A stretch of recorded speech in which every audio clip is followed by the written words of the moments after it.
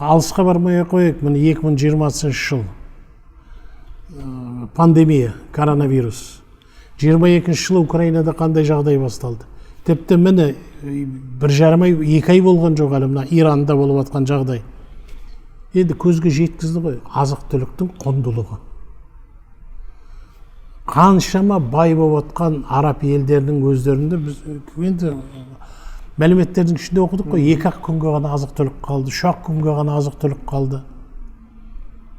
Енді осының барлығын орнын Қазақстан жабатындай мүмкіншілігі бар.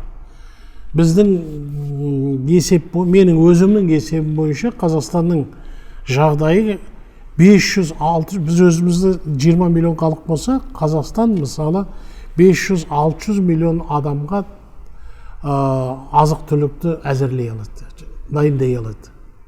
Етті де, ұнды да, көкөністі де, жеміс жидекті де, сүтті де, басқасында. 500-600 миллион адамға.